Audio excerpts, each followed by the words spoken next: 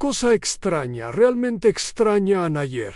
En la entrada de Yuxianzhuang, el restaurante más grande de la prefectura de Qingyu, ocurrió un alboroto enorme. ¿Saben qué pasó? Una pareja de ancianos, hombre y mujer, vestidos con oro y plata, envueltos en sedas lujosas, se arrodillaron en plena calle ante una vendedora de verduras de manos ásperas y ropa manchada. Mientras tanto, esas dos figuras deslumbrantes lloraban sin parar, tirando de dos muchachas de apariencia angelical que estaban junto a la vendedora, gritando entre sollozos que querían reconocerlas como hijas y llevarlas a casa para que disfrutaran por fin de una vida cómoda. La multitud se apiñó alrededor capa tras capa, y al principio todos pensaron que se trataba de una fortuna caída del cielo, pero nadie imaginaba que aquellas dos jóvenes, de rostro tan frío como cubierto de escarcha, eran en realidad una médica de gran prestigio en la ciudad y la gerente general de un famoso taller de bordado. De pronto, la médica soltó una risa burlona, sacó de su bolsillo unas tijeras oxidadas y las arrojó al suelo con un golpe seco. Señalando a la mujer noble, dijo que en aquel entonces ella se había llevado al bebé y luego lo había abandonado en el frío helado, preguntándole por qué ahora, cuando se había convertido en una sanadora legendaria, recordaba de repente que la sangre es más espesa que el agua, porque ya era demasiado tarde. Estas palabras provocaron un gran alboroto. La mujer rica palideció como una sábana y se desplomó temblando en el suelo, mientras la anciana vendedora de verduras protegía instintivamente a las dos muchachas detrás de ella, como una gallina madre cuidando a sus polluelos, con un brillo feroz en sus ojos nublados. Cosa extraña, realmente extraña, Anayer. En la entrada de Yuxianzhuang, el restaurante más grande de la prefectura de Qingyu, ocurrió un alboroto enorme. ¿Saben qué pasó? Una pareja de ancianos, hombre y mujer, vestidos con oro y plata, envueltos en sedas lujosas, se arrodillaron en plena calle ante una vendedora de verduras de manos ásperas y ropa manchada. Mientras tanto, esas dos figuras deslumbrantes lloraban sin parar, tirando de dos muchachas de apariencia angelical que estaban junto a la vendedora, gritando entre sollozos que querían reconocerlas como hijas y llevarlas a casa para que disfrutaran por fin de una vida cómoda. La multitud se apiñó alrededor capa tras capa, y al principio todos pensaron que se trataba de una fortuna caída del cielo, pero nadie imaginaba que aquellas dos jóvenes, de rostro tan frío como cubierto de escarcha, eran en realidad una médica de gran prestigio en la ciudad y la gerente general de un famoso taller de bordado. De pronto, la médica soltó una risa burlona, sacó de su bolsillo unas tijeras oxidadas y las arrojó al suelo con un golpe seco. Señalando a la mujer noble, dijo que en aquel entonces ella se había llevado al bebé y luego lo había abandonado en el frío helado, preguntándole por qué ahora, cuando se había convertido en una sanadora legendaria, recordaba de repente que la sangre es más espesa que el agua, porque ya era demasiado tarde. Estas palabras provocaron un gran alboroto. La mujer rica palideció como una sábana y se desplomó temblando en el suelo, mientras la anciana vendedora de verduras protegía instintivamente a las dos muchachas detrás de ella, como una gallina madre, cuidando a sus polluelos, con un brillo feroz en sus ojos nublados.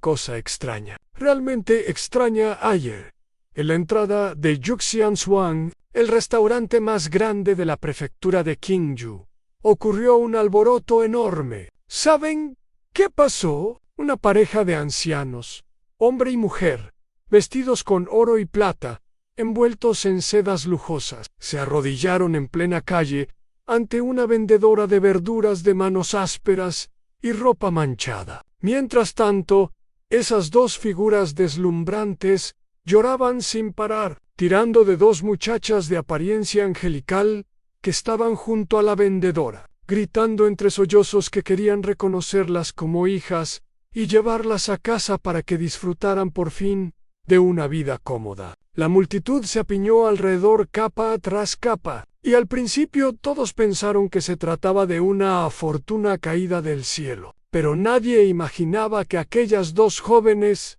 de rostro tan frío como cubierto de escarcha, eran en realidad una médica de gran prestigio en la ciudad y la gerente general de un famoso taller de bordado. De pronto, la médica soltó una risa burlona, sacó de su bolsillo unas tijeras oxidadas y las arrojó al suelo con un golpe seco. Señalando a la mujer noble, dijo que en aquel entonces ella se había llevado al bebé y luego lo había abandonado en el frío helado, preguntándole por qué ahora, cuando se había convertido en una sanadora legendaria, recordaba de repente que la sangre es más espesa que el agua, porque ya era demasiado tarde. Estas palabras provocaron un gran alboroto. La mujer rica palideció como una sábana y se desplomó temblando en el suelo, mientras la anciana vendedora de verduras protegía instintivamente a las dos muchachas detrás de ella, como una gallina madre cuidando a sus polluelos, con un brillo feroz en sus ojos nublados. Por las noches se escondía bajo las mantas y memorizaba libros de medicina. Cuando el sueño la vencía y no lograba recordar, se pellizcaba el muslo para mantenerse despierta. Más tarde, conoció a un viejo médico itinerante, quien, al ver su talento excepcional y su profunda piedad filial, la aceptó como discípula. Donger entrenó sin descanso en los días más fríos del invierno y en los más sofocantes del verano, y a los 17 años curó la migraña del prefecto con una sola aguja de plata. Su fama se disparó y pronto se convirtió en una joven médica célebre en toda la prefectura de Kinju. Channer, por su parte, era ingeniosa, de palabra dulce, y con una capacidad de cálculo asombrosa. Comenzó ayudando a una anciana a vender verduras y demostró una sorprendente visión para los negocios, descubriendo que a las mujeres de la ciudad les gustaban los objetos nuevos y delicados, así que empezó a mejorar las técnicas de costura. Bordó pañuelos y salió a venderlos puerta por puerta. Aunque al principio nadie compraba y la echaban, nunca se enfadaba y siempre sonreía. Más tarde entró como aprendiz en el Mayo Ere taller de bordado de la ciudad y, para dominar el complicado bordado a doble cara, se pinchó los dedos hasta no dejar un solo lugar intacto, con viejas costras sin caer y nuevas heridas apareciendo una tras otra. Gracias a su carácter indomable y su visión única, sus diseños llamaron la atención de nobles de la capital y antes de cumplir 20 años ya era la gerente principal del taller, dirigiendo a decenas de bordadoras. Aquella choza destartalada de techo de paja se transformó en una gran casa de ladrillo y tejas. La abuela Liu dejó de vender verduras, vestía seda y era cuidada con devoción por sus dos hijas, y todos decían que, tras tanto sufrimiento, la buena fortuna finalmente había llegado, y que las buenas acciones siempre reciben recompensa. Sin embargo, el día del 60º cumpleaños de la abuela Liu, cuando Donger y Channer organizaron un gran banquete con decenas de mesas en la mansión Xuxian, e invitaron a todos los vecinos. En medio del ambiente festivo llegaron dos lujosos carruajes. De uno bajaron el señor y la señora Shong, ricos comerciantes de seda, del este de la ciudad, y del otro, el señor y la señora Li, dueños de una casa de empeños, ambos con sonrisas calculadoras. Nada más entrar, el señor Jong corrió hacia Donger llorando y diciendo que era su hija perdida, que la habían buscado durante años, y el señor Li hizo lo mismo con Channer, prometiéndole una dote en Erosa si volvía a casa. La sala quedó en silencio al descubrirse que eran los padres biológicos que las habían abandonado. En su momento, la familia Jong había desechado a Donger por una supuesta mala fortuna, y la familia Li había abandonado a Channer durante una huida. Ahora, al ver que una era médica milagrosa y la otra una exitosa administradora, querían recuperarlas para aprovecharse. La abuela Liu, temblando, temió perder a sus hijas, pero Donger dio un paso al frente.